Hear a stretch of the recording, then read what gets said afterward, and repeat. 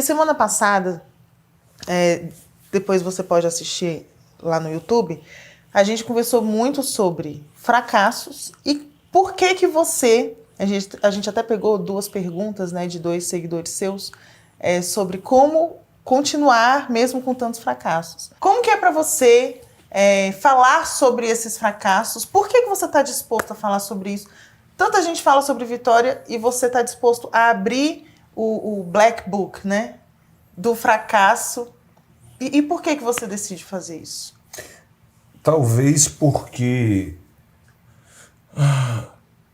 eu acho que isso possa inspirar pessoas que me vejam hoje vivendo o que eu estou vivendo e saber que há um pouco tempo atrás eu era completamente diferente e não passava de uma promessa, vamos dizer assim, era só um menino doidinho cheio de ideia maluca, mas que muita gente, ou talvez a maioria das pessoas, não...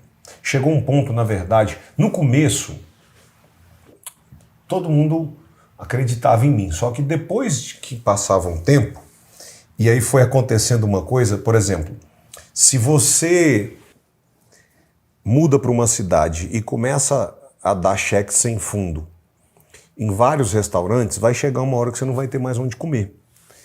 Então, assim, eu fui decepcionando talvez seja a palavra forte, mas... Fracassando.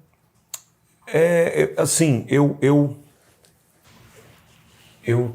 não digo que eu sempre fui assim, mas faz um certo tempo em que quando vou apresentar uma ideia, eu apresento de forma muito enfática, muito empolgada, muito... assim, com muita perspectiva de futuro. E aí, nisso, eu ia conquistando pessoas. E era mais ou menos assim, eu convencia a pessoa a vir para uma viagem e no meio da viagem eu abandonava, eu ia embora. Eu convencia a pessoa a entrar num barco e eu ia embora. E eu fui fazendo isso com tantas pessoas que isso era o quê? Inconstância, desistência, desanimava. Que chegou uma hora que não tinha mais assim para onde ir muito, meio que quase todo mundo já tinha me sacado já. Então eu tentava contar alguma coisa e as pessoas já assim, tá, legal. Não tinha mais aquela coisa de, caraca, vamos fazer, vamos entrar e tal, não sei o quê. E eu me lembrei de uma história muito engraçada aqui uma vez. Mas o que eu quero dizer com isso? Como houve essa pivotada, essa palavra bonita que está se usando outro dia para virada de chave, como eu era um cara inconstante, desistente, que tentei várias vezes falar inglês e não consegui, tentei várias vezes emagrecer e não consegui, tentei várias vezes ter um relacionamento de sucesso e não consegui, e tentei, enfim, várias coisas, profissionalmente falando, não consegui, e teve essa virada, e hoje, graças a Deus, eu tenho uma família de sucesso, graças a Deus eu sou realizado profissionalmente, financeiramente, espiritualmente, eu não sou mais aquela pessoa acima do peso e consegui falar inglês fluentemente, enfim, entre outras coisas. Talvez eu acredite que quando as pessoas saibam, descubram o tanto que foi difícil e elas vejam onde eu cheguei hoje, quando elas estiverem passando por muita dificuldade, elas lembrem, caramba, mas... Porque quando a gente está passando por uma tempestade, a nossa tendência de achar que é só a gente é muito grande. É verdade. Então a minha ideia é mais ou menos assim, na tempestade da pessoa que está me assistindo, no momento que o barco dela está balançando e que ela está querendo desistir de ser fluente em inglês, ela lembre das vezes que eu fracassei e ela fala, caramba, o Felipe passou por isso. Talvez um pouco aquilo que a Bíblia fala, que Jesus serve pra gente de exemplo. Se Jesus tivesse ficado só no céu, na hora que eu tô aqui sofrendo... Mas Jesus não entende a minha dor. Né? Mas como eu sei que ele veio e viveu a mesma coisa, isso me conecta com ele. Então, assim, ser talvez alguém ali para quem a pessoa que está querendo desistir de ser fluente em inglês, quando ela lembrar da minha história e lembrar o tanto que foi difícil para eu me tornar fluente, lembrar que o Felipe se tornou fluente no Brasil, porque muita gente não tem condição de estudar fora e fica assim, eu nunca vou ser fluente porque eu não vou morar fora. E talvez quando ela lembre, caramba, mas o Felipe, ele também fracassou várias vezes, era muito difícil, ele também não entendia o verbo to be. Ele também jurou, quando ele falou que assistiu o filme sem legenda e não entendeu nada, ele falou, caramba, eu nunca vou... essa era a sensação que eu tinha, eu nunca vou ser fluente na minha vida, eu nunca vou entender um nativo. O inglês era muito distante, era muito... E ele conseguiu quase com 30 anos de idade, ou seja, ele não estudou quando ele era criança, ele não morou fora, que a pessoa que estiver passando por essas dores, que é praticamente quase todos os adultos que eu conheço, que isso sirva para ela de esperança, sirva para ela como talvez a luz no fim do túnel, e que talvez ela lembrar da minha história de dificuldade seja uma bomba de ânimo para ela. Essa é mais ou menos a ideia. O motivo pelo qual eu me disponho a abrir porque os meus não é fácil, fracassos. Né? É fácil? Talvez seja mais fácil ser o bonitinho da história, né? Ser o perfeitinho e tal, enfim. Tem muita gente que acha que é meio doideira, mas eu acredito que quando você conta a verdade não mascara, né? Quando você não mascara, quando você não vive um personagem...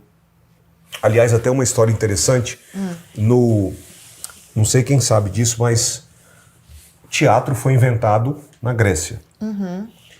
E na Grécia Antiga, quando foi inventado o teatro, a primeira versão do teatro, uma pessoa fazia todos os personagens. E como era uma pessoa que fazia todos os personagens, ela usava uma máscara para cada personagem que ela interpretava. Então ela vinha lá e falava, oi, bom dia. Aí ela voltava lá atrás, trocava de máscara e voltava e falava, sim, bom dia, tudo bem com você? Eu também, e você? E ela ficava trocando de máscaras. E o nome grego para este personagem que interpretava várias pessoas era hipócrita. Por isso que hoje em dia a gente chama de hipócrita uma pessoa que tem muitas caras, facetas, muitas caras. E é uma parada assim que eu decidi há algum tempo na minha vida, é o seguinte: eu prefiro ter uma pessoa com quem eu sou do que ter 10 com alguém que eu não sou. Deixa eu explicar melhor, que eu acho que ficou confuso. Eu prefiro ter só você comigo, só você com o Felipe, do que ter 10 com um Felipe personagem inventado. E como tem fake na internet hoje em dia? Total. A internet é muito fácil você ser fake, né? Ninguém sabe dos bastidores. E engraçado, você tá me fazendo lembrar, amor, que durante muito tempo, quando eu era mais novo, eu tentava viver um personagem assim perfeito. Eu acreditava muito nisso. Engraçado, né? E de repente, ultimamente não, tem alguns anos já que eu tenho já vivido mais essa questão que eu acabei de falar, assim, eu sou isso aqui. Desde que eu te conheço, você sempre foi uma pessoa muito acho que eu transparente. Eu acho que pesa viver um personagem. Eu cansei e falei, cara, eu sou isso aqui, quem quiser, é isso, quem não quiser. E o que eu acho mais bonito da sua história é que você deu certo, vamos dizer assim, tarde, né? Eu acho que muita gente... Muito tarde. Acho que muita gente pensa assim, poxa, mas eu já tô velho, já passou. Eu devia ter feito isso quando eu era jovem, quando eu era adolescente. Agora... E a gente casou, você tinha 28 anos, né? 29 anos. 29 anos. 29 de junho de 2012, eu tinha 29 anos. Tinha 29 anos. Então, olha só, com 29 anos que ele formou família, com 28 anos que ele se tornou fluente em inglês e acho que com 30 anos, né, você decidiu mudar de carreira radicalmente. Com quantos anos você decidiu ser professor de inglês? Foi naquele ano, eu decidi... Foi tudo ao mesmo tempo, na verdade, né? Eu acho que inspira as pessoas, ou eu acredito que seja inspirador, que é tipo assim, muita gente olha e fala, nossa, o Felipe mora na sala, tem uma McLaren ali atrás e não sei o quê. Que inclusive você ganhou de presente. Que inclusive eu ganho de presente, não sei nem quanto é que custa esse negócio. Mas não deve ser barato. Mas outro dia desses, eu não tinha dinheiro para tomar um café, literalmente falando. Teve um dia que não é café da manhã, é café. Eu não tinha dinheiro para tomar café. A Jéssica conta muito isso, né? Que fala como é que foi. Não, teve um dia que... É porque a gente... Nem tudo são flores, né? A gente casou e a gente passou muita dificuldade financeira no início do nosso casamento. É engraçado porque, às vezes, os seus planos, eles não vão acontecer do jeito que você esperava, né? E a gente sempre sonhou em casar e ser bem-sucedido, como todo mundo. E aí a gente casou e deu tudo errado. E aí nós perdemos... A gente pediu demissão, na verdade, dos nossos empregos para viver um sonho que a gente tinha. E deu tudo errado. E teve essa época a gente passou muita dificuldade financeira, muita mesmo. A gente comia arroz e ovo todo dia e eu não aguentava mais comer arroz e ovo. A nossa sala não tinha sofá. Hoje você está aqui na nossa sala de estar, na sala da nossa casa, mas quando a gente casou, a gente não tinha tapete, a gente não tinha sofá, a gente não tinha nada durante um bom tempo. E teve um dia que eu vi o Felipe sentado na mesinha, uma mesinha que a gente comprou no Walmart, que ele que montou a mesinha, de 4 lugares, assim. E ele estava sentado na mesinha e contando as moedinhas. Aí eu falei, amor, o que você está fazendo? Ele, não, eu tô contando aqui umas moedinhas para ver se dá para eu tomar um café. Gente, aquele dia eu falei, meu Deus, o Felipe tá contando moeda para ver se consegue tomar um café. A gente tá muito de final. Mas, e já emendando um assunto no outro, esse momento que a gente viveu justamente porque, apesar de eu ter sido criado, programado desde pequeno para ser servidor público, e não tem nada de errado com isso. Só não era o seu sonho, né? Não era o meu sonho. E eu fui descobrir isso com 29 anos de idade, quando eu fiquei fluente em inglês, e eu comecei a viajar para os Estados Unidos. Fluente. E eu comecei a viajar porque a experiência que eu tive lá, quando eu fui a primeira vez, que eu fui para testar, eu conto muito isso, eu finalmente fui ficar fluente com 29 anos de idade, e eu queria testar, ter certeza se eu estava fluente mesmo. Porque no Brasil é uma coisa, lá é outra. E eu estava fluente mesmo, que foi aquela história que a gente conversou semana passada do carro. E foi tão gostoso que eu comecei a ficar viciado, eu comecei a querer ir mais. E aí começou a conflitar com a minha vida. Começou a conflitar com... Eu já tinha tirado férias, já tinha tirado não sei o quê, já tinha tirado licença, deslicença, com licença, pede licença, vem licença, sai licença, entra licença. E comecei a dar aula de inglês, junto com o meu trabalho como servidor público. Só que, cara, a minha paixão, ali eu tinha descoberto já que a minha paixão é ensinar. Eu gosto de ensinar, eu gosto de falar. E eu estava num lugar que eu não podia falar. E era engraçado que eu ficava puxando assunto com as pessoas o tempo inteiro. E era um problema, porque era para trabalhar. Só que eu gosto de conversar, eu gosto de falar, eu gosto de ensinar, eu gosto de... Aí eu ficava... Às vezes eu ligava para você para ficar tentando te falar alguma coisa, enfim. E aí, com 29 anos de idade, eu pedi demissão para começar uma carreira que eu não tinha nada. Zero. Zero, zero, zero, zero. O que eu quero dizer com isso? Se eu tivesse pedido demissão para estudar para outro concurso, eu tinha uma bagagem. Mas eu pedi demissão para virar professor de inglês.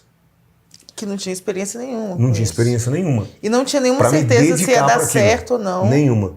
E no começo... E a gente já estava casado, já? Já estava casado.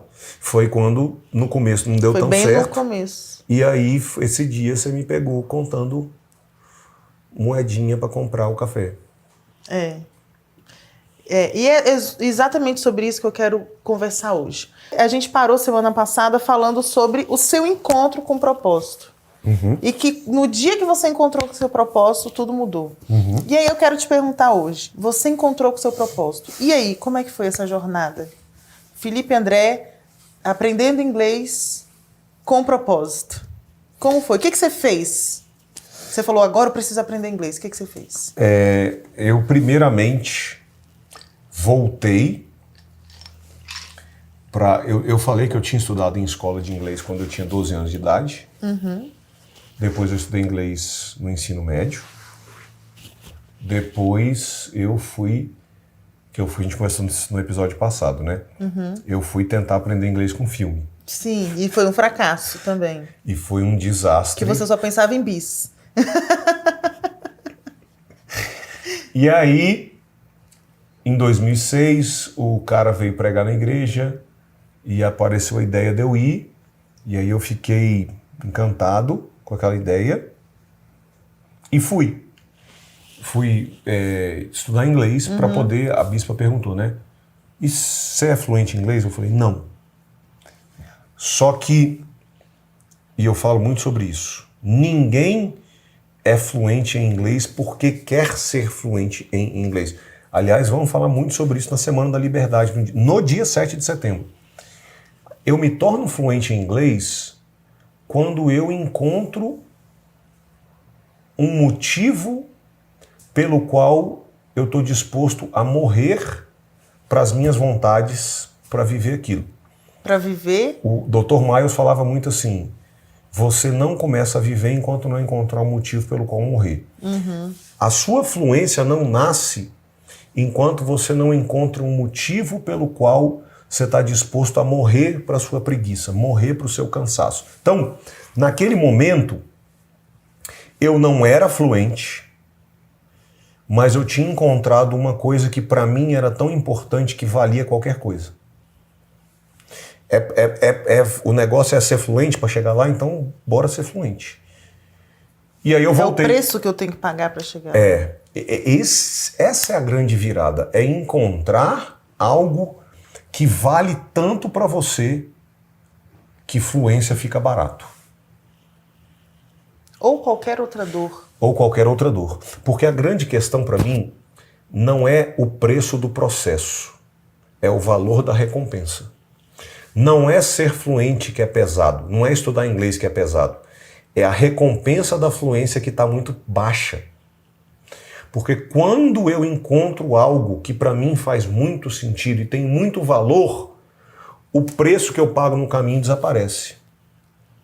Desaparece. E aí eu encontrei algo que no caso era a possibilidade de ser enviado para ajudar aquele pastor nos Estados Unidos. Aquilo ali ia ser, cara, o ápice da minha existência. E eu estava disposto a fazer qualquer coisa para viver aquilo. Ser fluente era... E aí eu voltei a estudar em escola. Escola tradicional. Que tinha sido um desastre até então. Estudei um ano e continuei muito assim... Sem resultado. Num rame-rame. E aí, cara, eu comecei a fuçar, comecei a procurar, enfim, e esbarrei. Achei, não lembro como, não faço a menor ideia aonde, assim, não consigo lembrar. Mas eu encontrei um negócio na internet que me ensinou o tal do poder do listening.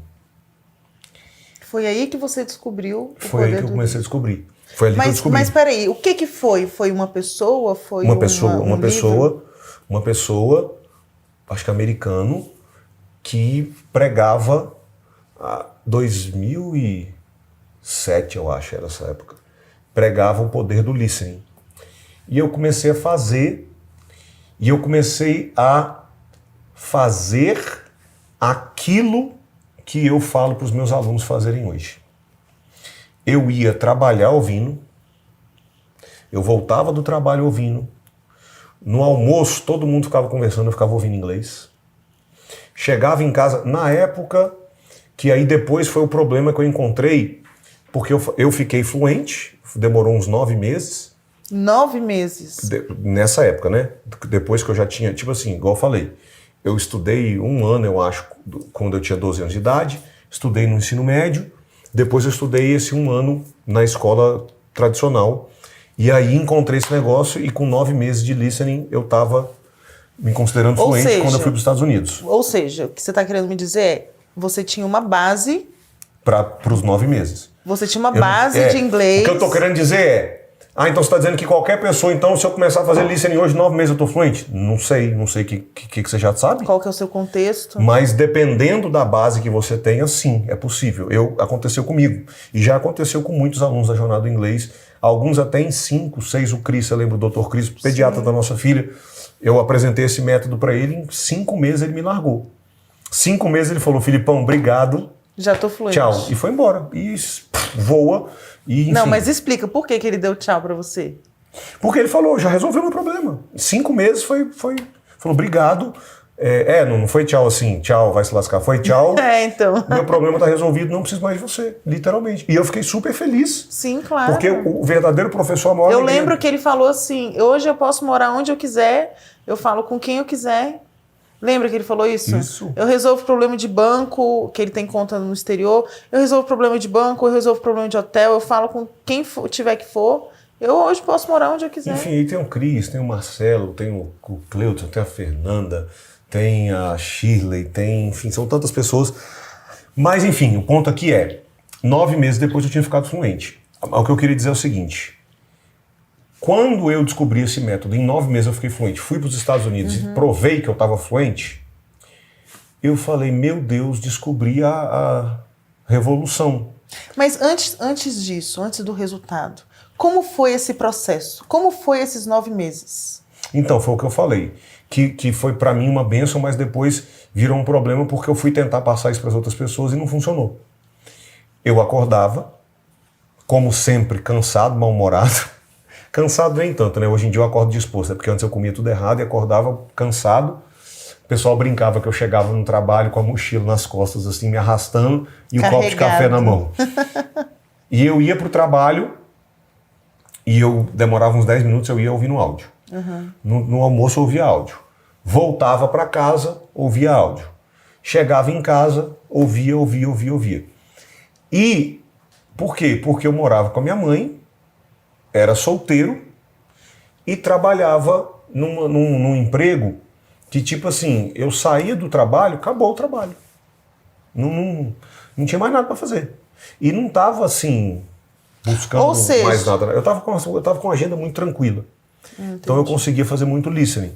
Então, basicamente, de segunda a quinta, né? Sexta-feira geralmente eu saía e tal, mas de segunda a quinta eu fazia isso. E que foi o que eu estava querendo dizer, que depois virou um problema lá na frente, quando eu comecei a dar aula, eu cheguei para as pessoas e comecei a falar, você vai fazer isso e isso. As pessoas faziam uma semana e falavam, tá doido, não aguento isso aqui, tá maluco, pelo amor de Deus. Aí eu fui entender que aquele método não funcionava para qualquer adulto brasileiro, ele tinha funcionado para mim. Mas que para ele... Você tá aí? Tô. Mas que para ele... Ela tá me olhando com a cara aqui. Mas que para ele funcionar para outros adultos, ele precisava de uma adaptação. Que eu comecei a descobrir que a maioria dos adultos não tinha paciência para fazer o que eu tinha feito.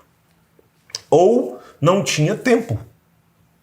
A maioria dos adultos são casados, têm filho e tem uma agenda de trabalho mais puxada do que a agenda de trabalho que eu tinha. Mas isso aí foi lá na frente, quando eu comecei a dar aula, essa busca pela adaptação desse negócio para qualquer adulto brasileiro virou a jornada do inglês que é hoje. Agora, voltando lá, eu fiz o listening por 9 meses. Quando eu tinha mais ou menos 9 meses, eu voltei, 9 meses de listening, que eu estava com inglês bastante legal, eu comecei a pagar o Tim, que hoje é professor da Jornada do Inglês, para sentar comigo. Então eu fazia mais ou menos o seguinte, 15 dias de listening. Quem é aluno da jornada, quando ficar ouvindo minha história, vai falar assim, gente, mas essa é a minha rotina, mas não é de verdade. O que eu falo para o meu aluno fazer, eu fiz. Literalmente. Eu ficava 15 dias ouvindo e encontrava o Tim. Pagava, na época lá em 2008, 2009, pagava, 2010 na verdade, pagava uns R$100, R$120 para ele, pagava um lanche e ficava conversando com ele 45 minutos, de 15 em 15 dias, mais ou menos. Que hoje nós temos os tutores que nativos. hoje eu ofereço isso para os meus alunos, dentro da jornada do inglês. E a outra coisa que eu comecei a fazer foi, voltei a estudar inglês com filmes e seriados. Mas aí você já tinha uma base melhor. Mas aí eu tinha, por isso que eu falo, não inventa de estudar inglês com filme, seriado e música se você não for, pelo menos, advanced. E se você não tiver um bom listening. Por quê? Se eu não consigo comer papinha, eu vou comer carne? Eu não dou conta de mastigar a papinha. Então, se eu não dou conta de ouvir um áudio feito para iniciante ou feito para intermediário, ou talvez um áudio feito para advanced, eu vou conseguir ouvir inglês real? Não vou. Só que naquela época quando eu comecei a ouvir áudio para basic, depois eu ouvia áudio para... E ó, eu ouvia áudio que eu falava assim, nossa, mas isso aqui eu já sei, mas eu escutava. Eu sempre fui obediente, no sentido de discípulo, né? Mandou eu fazer, eu faço. Eu sempre fui discípulo. Então, mandou eu ouvir, eu ouvia. Ouvir áudio, e eu ouvia do jeitinho que eu falo para fazer. 10, 12, 15 vezes. Aí eu passava pro próximo. E fui, até chegar num ponto que eu já estava ouvindo áudios avançados. Aí eu voltei a estudar inglês com filmes e séries. Quando você já estava avançado. Avançado. Só que tem um detalhe muito grande, que tem um erro que as pessoas cometem. Elas tentam estudar inglês com filmes e séries com volume baixo. Ah, tem isso? E como que é? Qual que é o ideal? A verdade é a seguinte. Olha essa, mestre. Sua cara tá olhando para a televisão. O seu cérebro faz uma análise. Qual é o menor gasto energético? Ler a legenda em inglês ou ouvir o áudio baixo?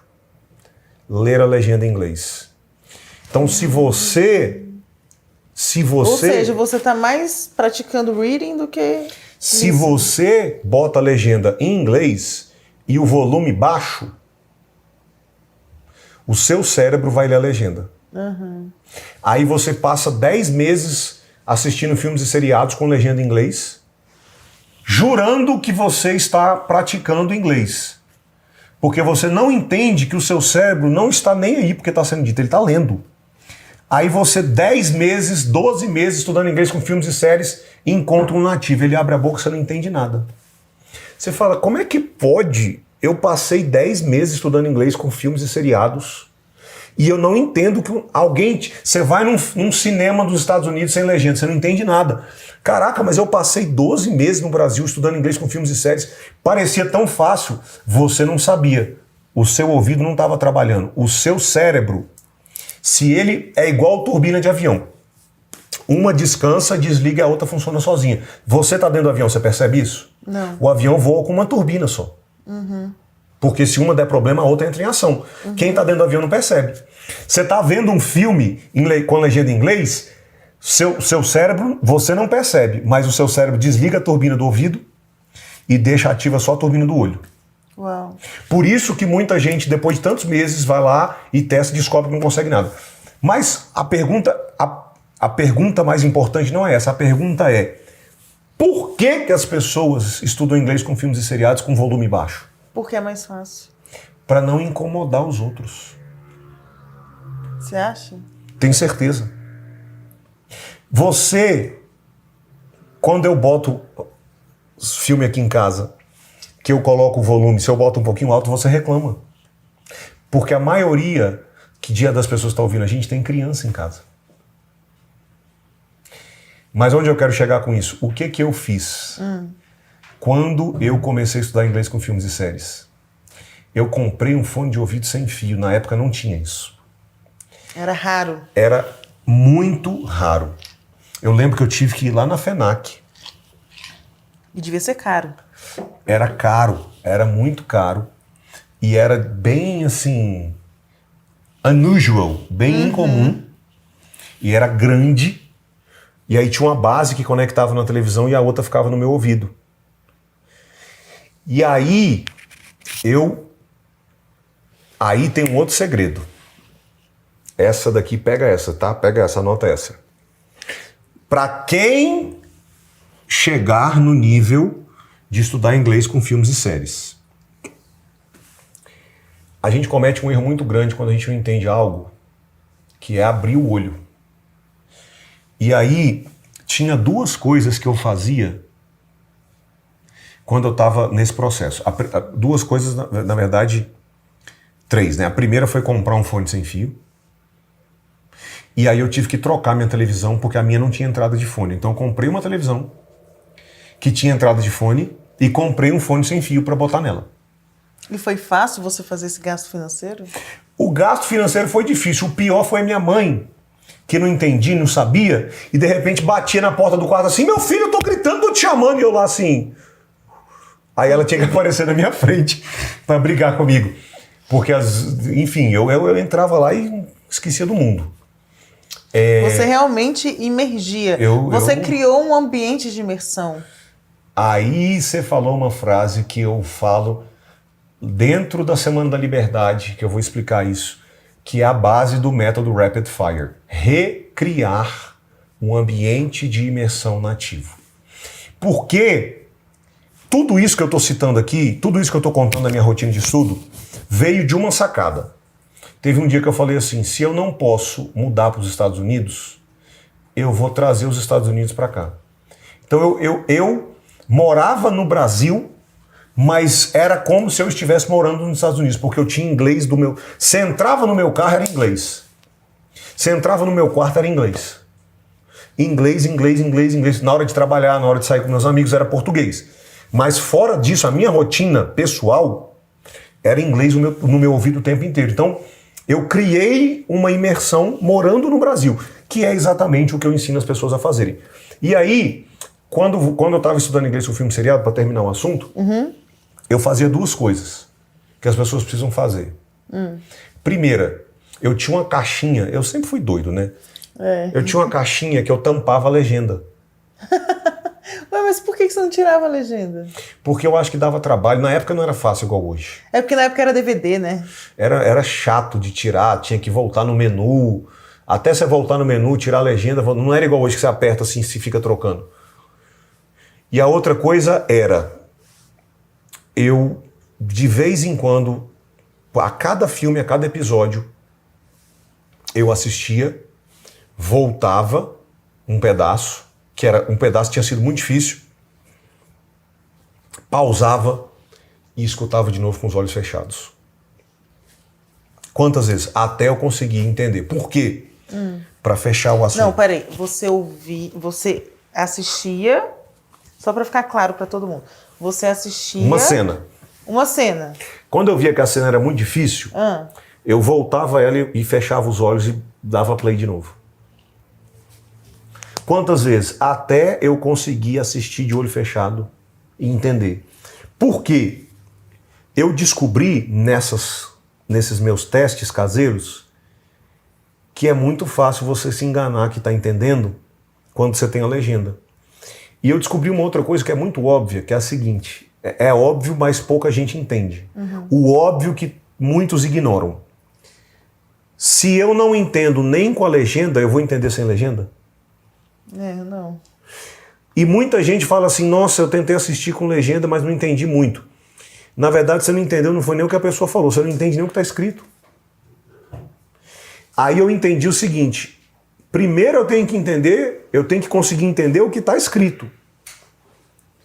Se eu conseguir entender o que está escrito, pode ser que eu entenda o que é falado. E se eu não entendo o que está escrito? Se eu não entendo o que está escrito, aí depende, dependendo do seu nível. Por exemplo, se você não é avançado, larga, nem mexe. Você fala assim: não, isso aqui é demais pra mim. É querer fazer barra, não consegue fazer barra. Esquece. Calma, não tá na hora. Vai treinar. Se você não tem força para fazer barra, você ficar olhando para a barra o dia inteiro tentando subir, não vai mudar nada. Não vai mudar nada. É melhor você gastar seu tempo com outros exercícios mais simples que vão te dar força para conseguir fazer a barra. É igual para mulheres, você mulher. É igual você que compra aquela calça 36, só que você veste 42, você fala assim, quando eu emagrecer eu vou vestir essa calça. Não adianta nada, você comprar uma calça 36 não vai fazer você vestir 36. É a mesma coisa de você tentar aprender inglês com um nível que está acima do seu. Você vai se sentir mal e você não vai conseguir, né? É isso que você está falando. Então, se você não tipo assim, nossa, nenhum... Aí esquece. Agora, além disso, depois que você consegue entender o que está escrito, a maioria das pessoas não faz nem isso aqui. Mas as poucas pessoas que se dão o trabalho de fazer isso, quando elas... entendi. Volta aqui rapidinho, bota a legenda em inglês de novo. Tá, entendi. Aí ela dá o play e continua. Só que a grande sacada é a seguinte: entender nativos é uma junção de entender o significado do que ele está dizendo se tivesse escrito, mas entender o jeito que ele fala o que está escrito. Que são sotaques, são... Se eu entendo o que está escrito, é metade. Depois que eu entendi o que está escrito, eu tenho que entender como um nativo pronuncia o que está escrito naquela frase. É igual em português, né? A mesma frase pode ser dita de uma forma para paulista e para mineiro. Vai ouvir um mineiro falar aquela frase, você não entende quase nada. Agora, aonde é que isso nos traz? Enquanto, pega essa sacada, enquanto a sua cabeça não entendeu o que está escrito, ela não está nem aí para a pronúncia, ela não quer nem saber. Porque a nossa cabeça é cabeça de sobrevivência, busca do caminho de menor esforço. O cérebro, ele fala mais ou menos assim: eu não estou entendendo nem o que está escrito, eu quero saber o que o cara está falando. Ou seja, você está me dizendo que não resolve aprender pronúncia, sendo que você ainda está no processo de aprendizado de entender o inglês. Completamente, completamente. E dentro desse exemplo que a gente está conversando, onde é que a gente chega?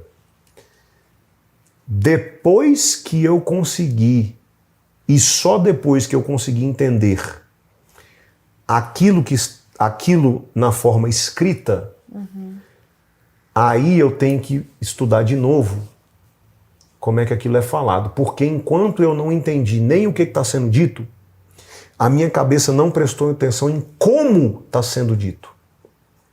E o erro que as pessoas cometem é, primeiro, querer estudar se ela não entende nem o que está sendo dito. Segundo, quando ela entende o que está escrito, ela passa para frente, porque ela não entende que a cabeça dela, enquanto ela estava lutando para entender o que está sendo dito, o ganho dela de capacidade de compreensão de pronúncia nativa foi zero. Não estava tendo.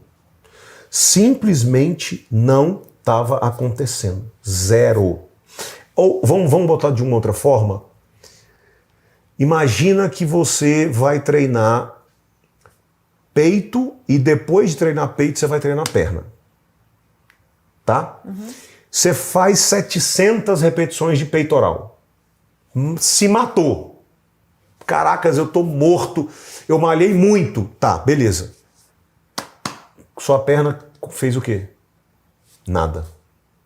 Então, o que muito aluno de inglês faz é, ele se perde nesta guerra mental de ficar tentando entender o que está escrito, e quando ele termina, ele está tão cansado que ele vai embora para casa. Só que isso acontece todo dia que ele treina inglês. E aí, na analogia, ele fica o quê? Uma pessoa toda bombada em cima, capacidade de compreensão de inglês escrito, com as cambitinhas desse tamanho, pronúncia zero, nativo abre a boca, eu não entendo nada. Por quê? Porque o estudo dele do inglês escrito é tão cansativo e ele não é óbvio para as pessoas o que eu estou falando aqui, que enquanto eu estou trabalhando inglês escrito, minha perna não está malhando. E como isso não é óbvio, a maioria dos alunos de inglês passa o tempo inteiro estudando inglês escrito, fica cansado e vai embora. E não E dentro desta minha analogia, no corpo humano não é assim, mas é como, dentro da minha analogia, a minha perna só pode treinar se o meu peito treinou primeiro. Imagina que tivesse essa conexão. Ou seja, o meu cérebro só se abre para entender pronúncia se eu já entendi o que está sendo dito. Ou seja, depois que eu entendi o que está sendo dito, eu tenho que gastar 3 vezes mais tempo. Porque entender o que está escrito é muito mais fácil do que entender o que é falado. Eu te dou um texto escrito assim: olá, como está você? Eu falo assim: e aí, você está como? E aí, como é que você está? O falado é 10 vezes mais difícil. Se eu passei meia hora treinando peito, eu tenho que passar 1h30 treinando perna. Eu preciso guardar energia de treino para treinar minha perna. Porque depois que eu entender o que está escrito, eu tenho que gastar 2, 3 vezes mais tempo só para entender como é que o nativo fala aquilo ali que eu entendi. E aí depois você vai se preocupar com que você vai pronunciar aquilo. Depende, se você fizer isso direito, você vai pronunciar sozinho. Sozinho. Eu te ensinei pronúncia alguma vez? Não, nunca. Muito Já bom. me viu praticando pronúncia na frente do espelho? Não, nunca. Pessoal, eu preparei muitas perguntas aqui para hoje, mas o papo rendeu tanto que eu nem abri meu celular para ler uma pergunta. Então a gente vai ter muita coisa para conversar semana que vem. Eu quero convidar você a estar aqui com a gente todas as quintas-feiras, 8 horas da noite. A gente vai estar aqui conectado no YouTube. Então, você que quer ver esse episódio na íntegra, como que eu faço para ver? Você, terça-feira, vai estar disponível ele lindo, limpinho, bonitinho, com todos os cortes que precisa ter. E terça-feira você vai poder rever. E quinta-feira, ao vivo, 8 horas, para a gente falar sobre muita coisa desse processo que eu tenho certeza que vai te ajudar muito. É isso, muito obrigada pela sua participação. Beijo, vejo você semana que vem.